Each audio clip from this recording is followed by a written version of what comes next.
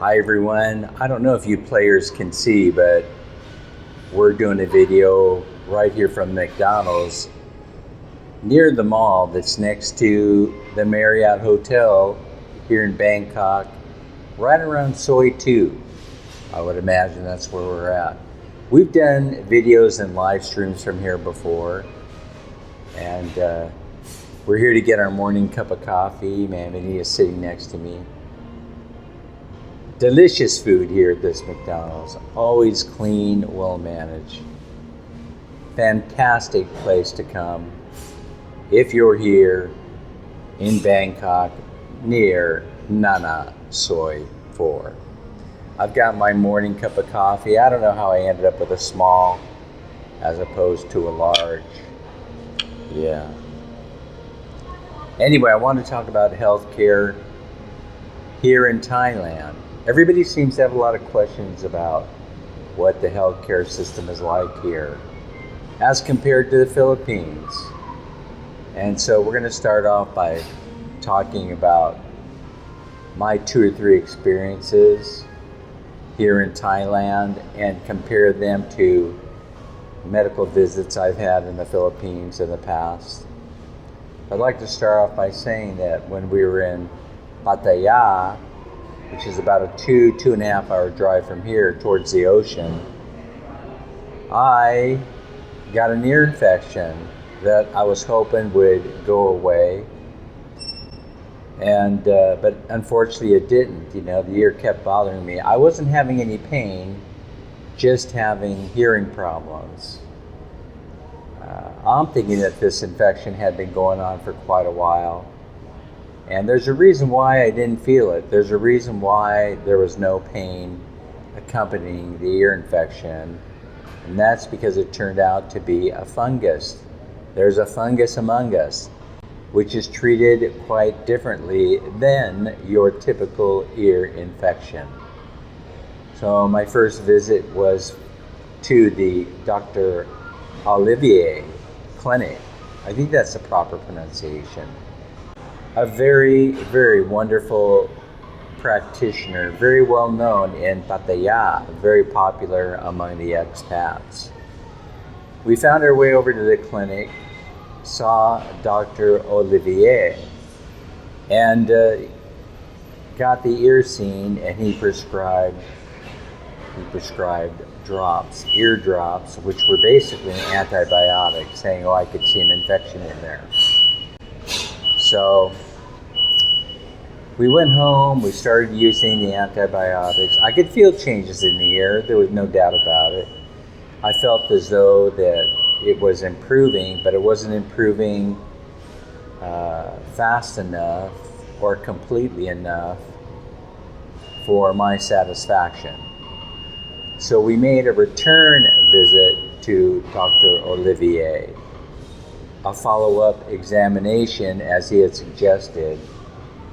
And although part of whatever it was that he noticed before had cleared up, there were still particles of debris inside the ear.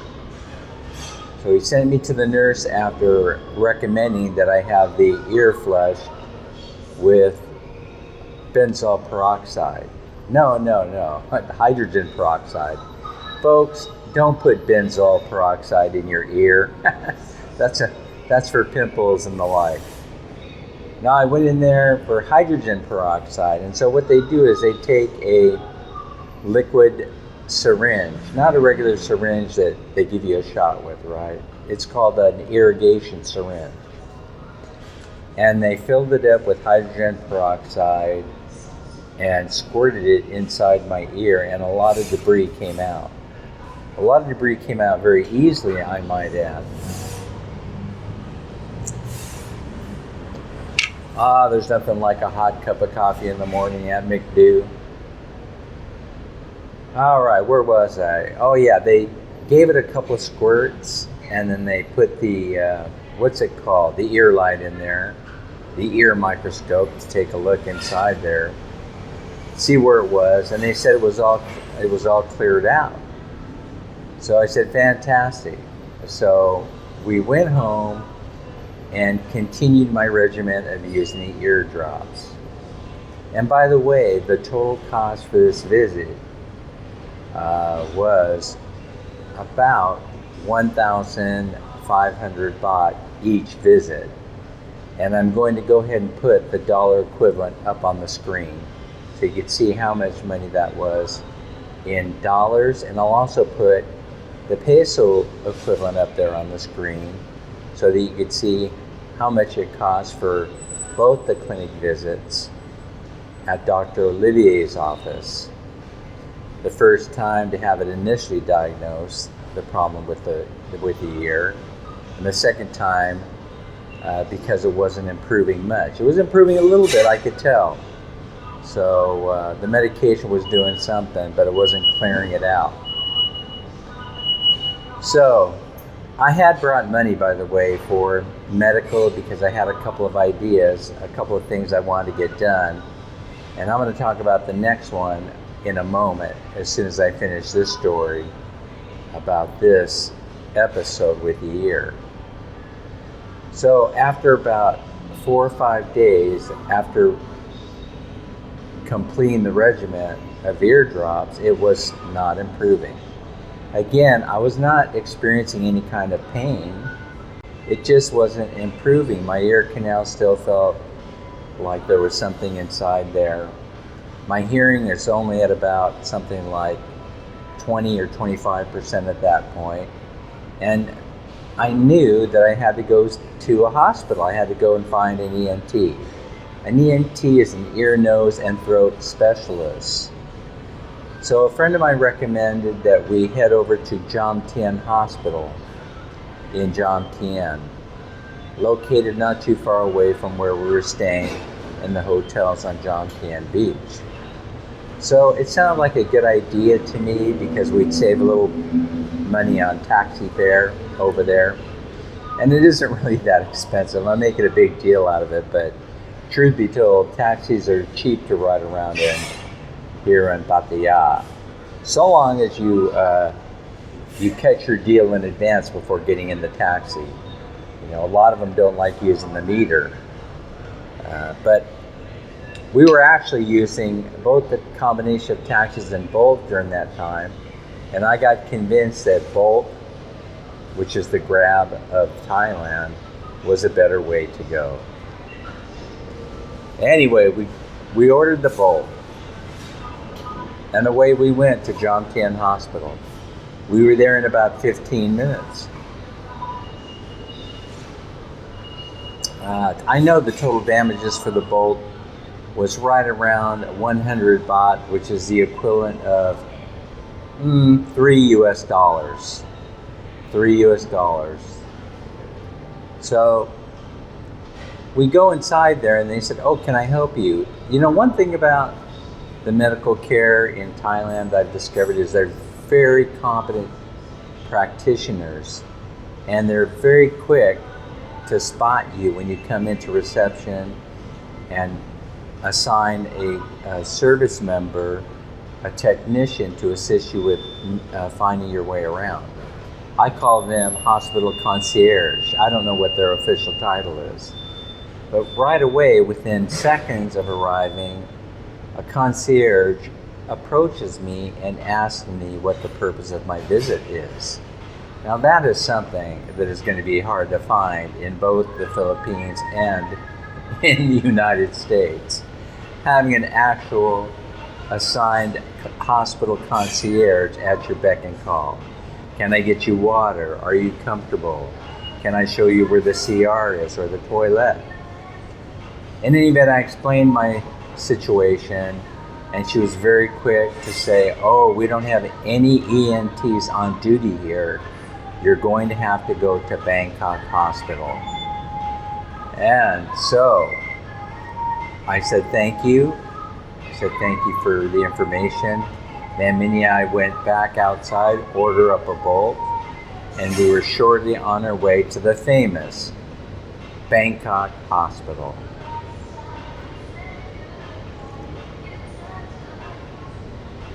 Took us about another 10 minutes to get over to Bangkok Hospital, Pattaya.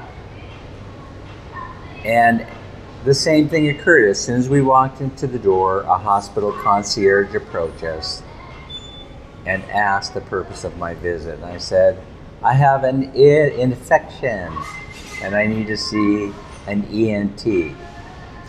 And she was very quick to say, we have a specialist available right now. Just checked in and does not have any patients. Have a seat here, we'll get you registered momentarily, and we'll get you up to the 4th floor at Bangkok Hospital, Pattaya, to see the ENT. So within moments, I was ushered upstairs to the 4th floor to have a seat. Within a few seconds after that, the doctor's nurse came out, escorted us into his office.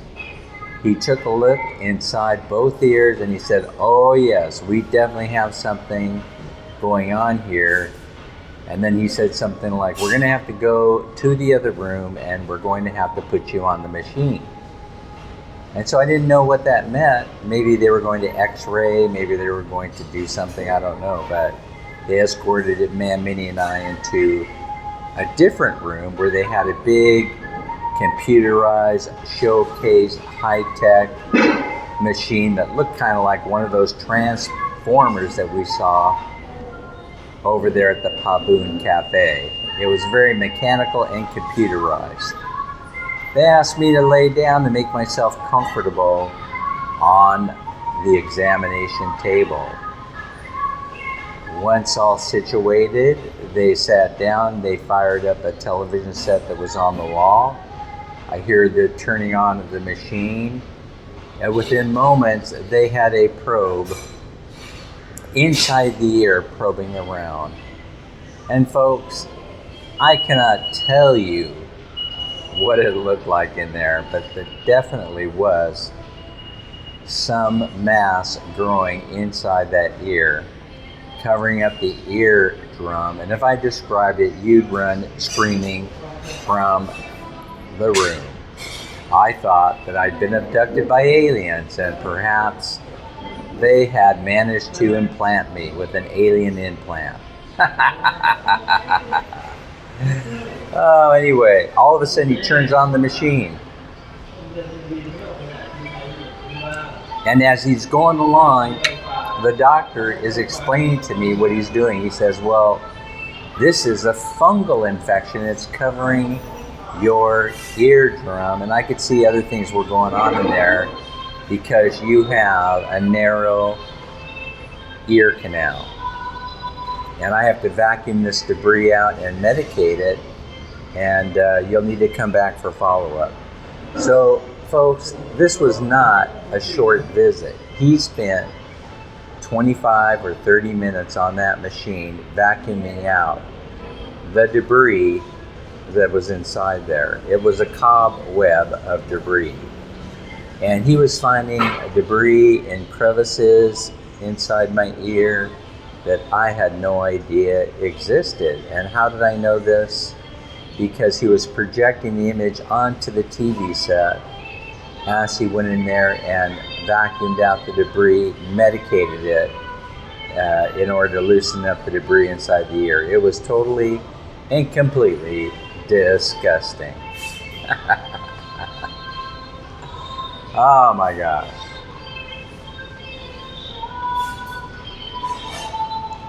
So, once he was all done with that, he said, you're going to have to take this medication, which is an antifungal medication. You're going to have to use that 2 times a day, 5 drops per dose. And make sure you tilt your head to the side to make sure the eardrops don't come out. Then I want to see you again for a follow-up. So, another follow-up visit. So yes, knowing me, I'm thinking about the money. I'm watching baht flow out from my pockets very quickly. But remember now, I save for medical.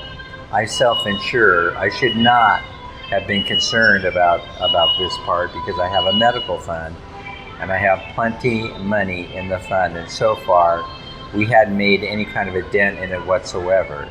So I certainly had the money to spend on medical, and I was in one of the finest medical centers in the country, if not the world. So we went ahead and we paid the fee, which I believe came out to a little more than 3,000 baht. 3,300 baht to be exact, which is about the equivalent of US dollars American, or 5,000 pesos in Philippine money.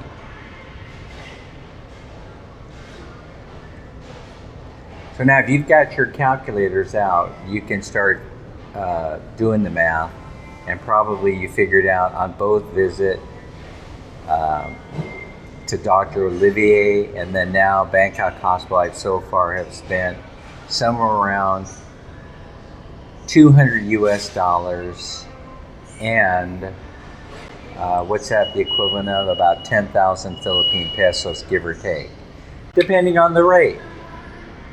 Shall I keep on going with this? I don't think the average Filipino would be able to spend 1 month's worth of wages on something such as a ear infection. A simple ear infection, the treatment of that would probably be close to free at one of the local clinics in the Philippines if you went to the city clinic or the barangay or something like that. So I don't think there would have been a charge, but if you had to go see a specialist, it's going to get a little bit costly. All right, so now I went back home and I knew I'd already been scheduled for a follow-up for 4 days later. 4 days came, Minnie and I show up again at Bangkok Hospital, Pattaya.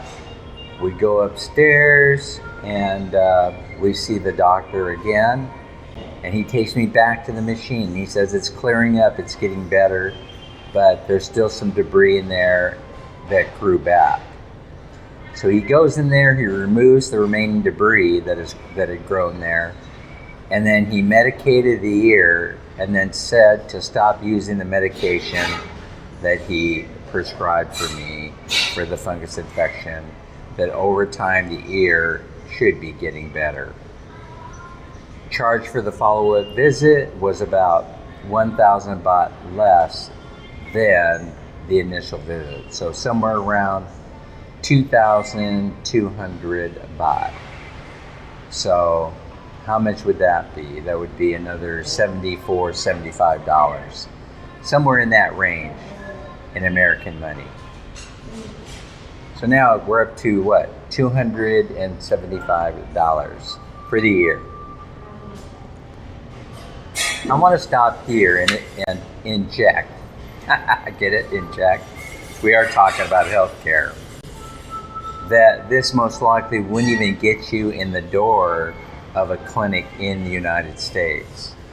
That because everything is monetized in the United States, they're more concerned with making profit than your health. That's my own personal opinion. It belongs to no one else.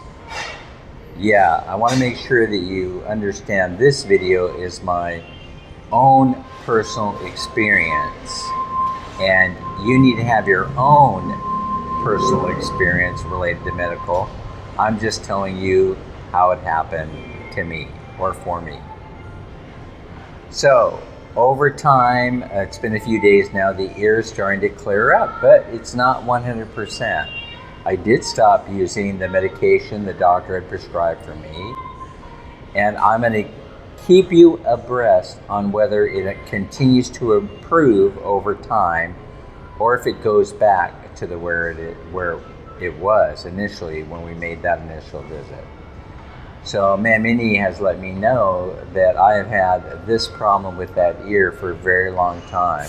There is a possibility that 100% of the hearing will never be restored in that ear because I plain took too long of a period of time to go to the doctor, which is something I probably should have done right from the beginning.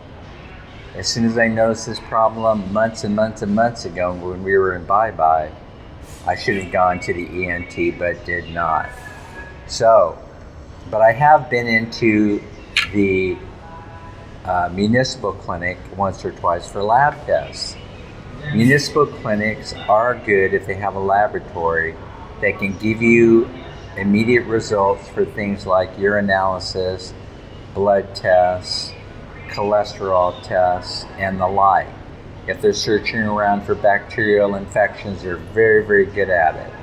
And so as far as the Philippines go, my experience have been minimal, with only going to the local labs for lab tests, and they have done a fantastic job. I went there for urinalysis, for blood tests, and a few other things, and they've done a fantastic job. I have absolutely no complaints for the way they conduct themselves in the clinic in the Philippines when it comes to the work that I had done there, which is lab work. Total cost for lab work in the Philippines, 500 pesos or 10 American dollars. So now let's move on. Now, coming to Thailand, I wasn't going to waste the opportunity to have some preventative care done. Preventative care simply means that you want to get a baseline on where your health is. I could have done that several different ways. I could have done it in the Philippines. They perform those exams at Doctors Hospital, at Chung Hua, and different hospitals. St. Luke's is good for doing the executive exam, where they do a comprehensive exam, giving you a baseline reading of your health, your cholesterol, blood sugar levels, do you have diabetes, your overall health. But there was one particular exam that I wanted to have for months. I wanted to have it since the very last time that we came here to Thailand. And that is called a CT calcium score exam. Now I'm going to explain to you what that is in a minute. And by the way, I have my report right here in front of me, so we're going to go over it. It's always good to have as much preventative maintenance done on the body. The body is just like a car or a motor. If you don't take care of it, sooner or later, it's going to break down. And the proof is right here. I let the ear go too far. And of course, by the time I sought out medical treatment, it was a mess. It was a mess. You have to expect that that's what's going to happen to you if you wait too long to seek medical advice or consultation when you're not feeling well, no matter what part of the body is. Let's go over this. This is called the CT calcium score test. And basically, what it does is you go in and you have a CT scan on your heart, on everything heart, artery related. The heart, the valves, all the stuff involved with, and a couple of the respiratory too, with the heart, whatever's in the pathway. Whatever is in the pathway of that system, arterial system, I guess it is, they're going to get a picture of it. Now, this is very, very interesting. And then they're going to do an analysis by breaking everything up, like taking it, putting it on a computer, slicing everything up to see if you have what's known as calcification going on, or clogged arteries, if they have become calcified, which will be an indicator of what your heart attack risk is moving forward. And so a lot of folks that have had this exam have had stents, heart stents or arteries that have had to have been opened up immediately, or else they were at risk for suffering a heart attack. Now, at 67 years of age, I felt as though this is a good time to take a look. Now, a lot of people, they get a little queasy when I start talking about how important preventative medicine is, because, you can be taken out, how shall I say this, in a heartbeat at any time within a moment. 1 millisecond you're here, and the next millisecond you were gone. That's how the cycle of life works. So, I saved up, obviously, for this exam. And this exam they only do at Bangkok Hospital here in Bangkok. The world famous Bangkok Hospital here in Bangkok, where they have some of the finest doctors and practitioners. They have some of the finest medical practitioners to be found anywhere on this here planet Earth. So, let's go over it. I know I'm showing it backwards. I have the phone turned backwards. A rookie mistake. But here you go. Here's the report. See? Heart. You can see the picture. Heart. All right. So what is interesting is they give you this. No, it's not the music. It's not to play music. On here is the computerized slicing and dicing of your heart system.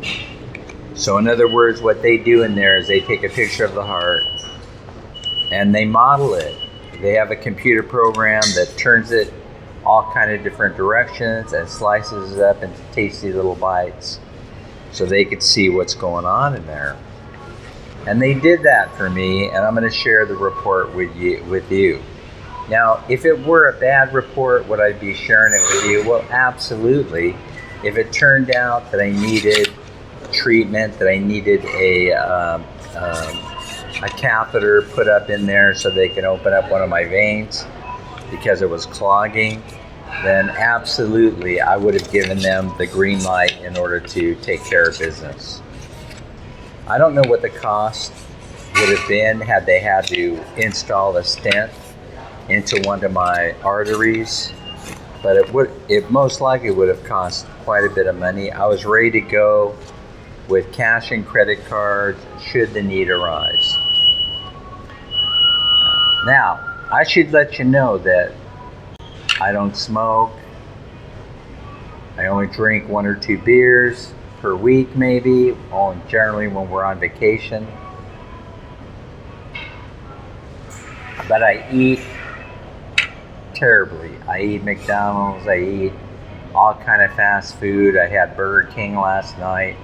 It's amazing I didn't code out just from having the Whopper last night. No. Is that possible? I do apologize to the folks over at the Burger King. All right, let me share you the results. I'm just going to get right into it. And then I'm going to tell you the cost of this very special, very necessary preventative exam. All right, I'm opening up to page 1, Bangkok Heart Hospital Cardiac Imaging Unit. The study finds it shows a tiny calcified plaque at LAD. No grossly pericardial calcification or significant amount of pericardial infusion. That's all medical speak, right? Normal size of ascending aorta, up to 3.4 centimeters in diameter. Normal size of main pulmonary artery, about 2.7 meters in diameter, centimeters in diameter.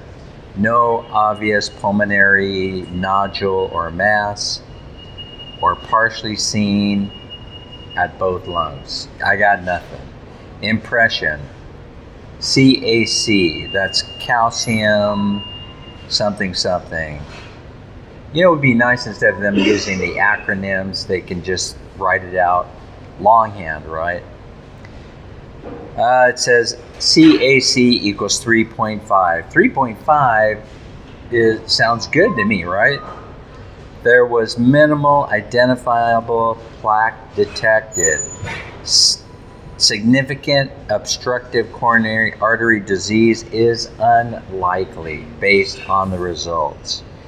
Patient is advised to adhere to general guidelines on cardiovascular risk reduction.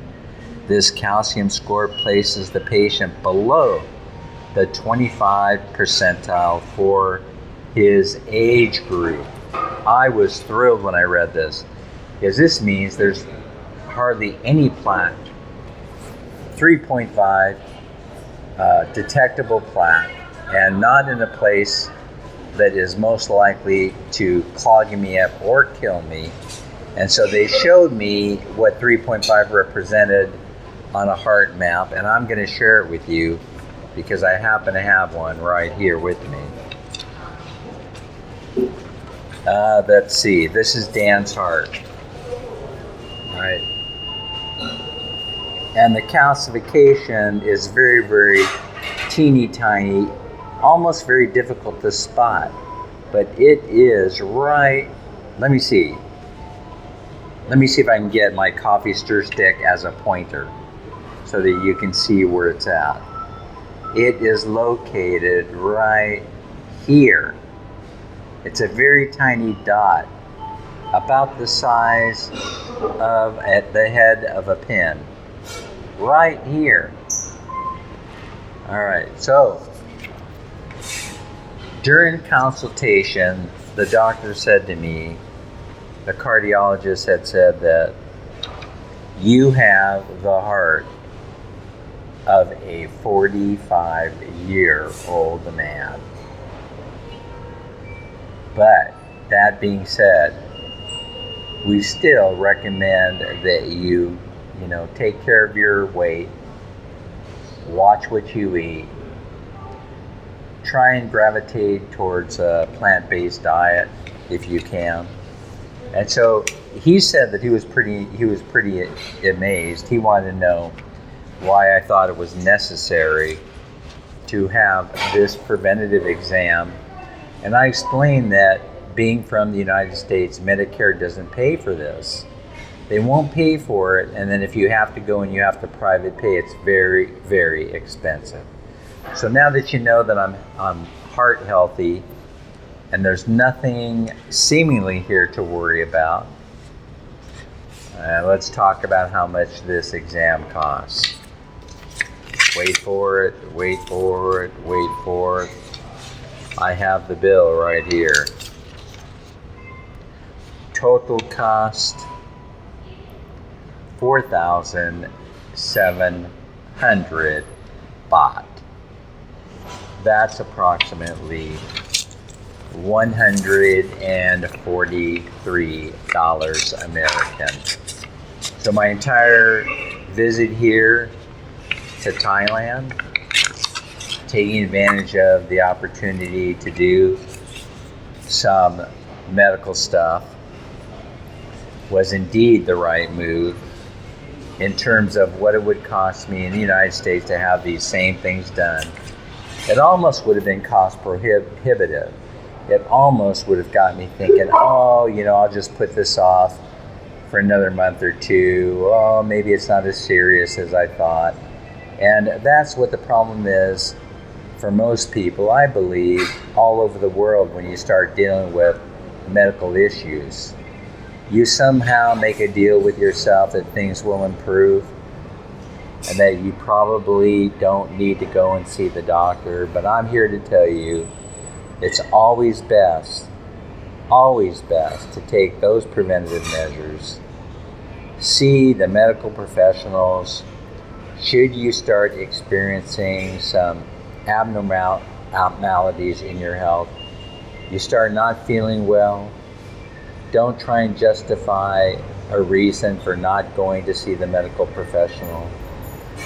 I would have, had I still been living in the United States, because it's almost cost prohibitive. And Medicare, they cover for some very basic preventative tests, but they don't cover this one. And according to this cardiologist, a very well learned man, top cardiologist in this field at Bangkok Hospital, Bangkok. He said to me that everyone over the age of 50 should have this test as a preventative measure so they know where they are. Not knowing where you are does not make the issue go away. Not knowing where you are doesn't mean that problems don't exist. And that is absolutely the truth. So as we head out in a few days back to Bye Bye City Lake, I'm forever grateful for having the opportunity to come to Thailand, to have those medical needs taken care of. And now I know exactly where I'm at. And I most likely will take the doctor up on his suggestion that I have this calcium, the CT calcium score test done at least once every 3 to 5 years. So there's my story. I'm sticking with it. I hope you enjoyed today's video. Don't forget to share, like, and subscribe. And we'll see you on the next one. Later.